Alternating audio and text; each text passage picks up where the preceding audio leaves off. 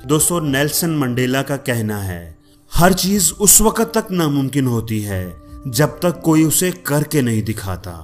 और फिर लोग कहते हैं कि हाँ, ये काम तो इस तरीके से किया जा सकता था, पता नहीं मेरे जहन में ये क्यों नहीं आया। दोस्तों, नामुमकिन को मुमकिन सिर्फ एक चीज ही बनाती है, और वो है कुछ करने की, कुछ कर गुजरने की ख्वाहिश।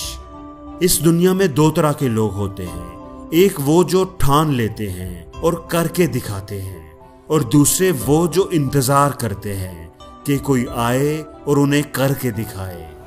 एक वो जो हिस्ट्री पढ़ते हैं और दूसरे वो जो हिस्ट्री बनाते हैं। ये बच्चा जब 8 साल का था तो उसने खुदकुशी करने का सोचा, क्योंकि उसके पास अच्छी जिंदगी जीने की कोई उम्मीद नहीं थी।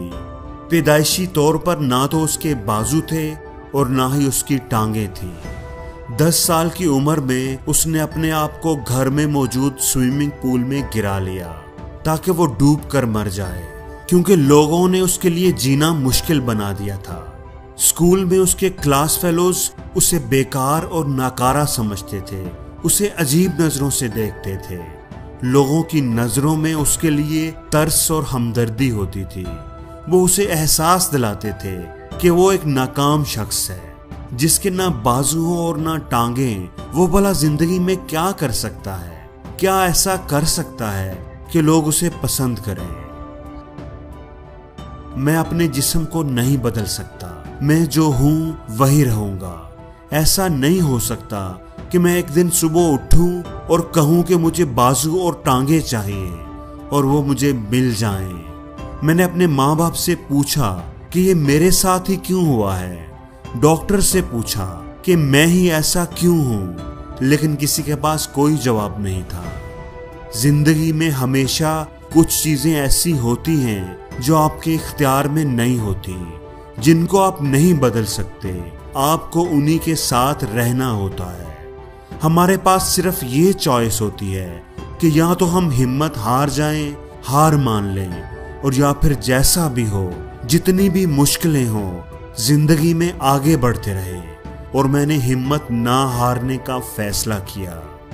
अगर आप गिर जाएं और हार मान लें कि आप अब नहीं उठ सकते, तो क्या आप कभी उठ पाएंगे? लेकिन अगर आप 100 बार कोशिश करने पर भी ना उठ सकें, लेकिन आप कोशिश करते रहें, तो उम्मीद रहेगी कि शायद आप उठकर खड़े हो जाएं। दोस्तों, निक ने ना सिर्फ इन मुश्किल हालात का मुकाबला किया, इनको फेस किया, बल्कि वो अपने जैसे माजूर, नाउम्मीद और मायूसी में घिरे लोगों के लिए उम्मीद की किरण बने, एक मिसाल बने। उनके हाथ नहीं थे तो उन्होंने अपने मुंह से लिखना शुरू कर दिया। उनके बाजू नहीं थे, टांगे नहीं थी, लेकिन फिर भी उन्होंने तैरना सीखा, तैर कर दिखाया। वो फुटबॉल खेलते हैं, स्काई डाइविंग और सर्फिंग भी करते हैं। उन्होंने जिंदगी में वो कर दिखाया जो हम जैसे हाथ और पांव रखने वाले लोग नहीं कर सके।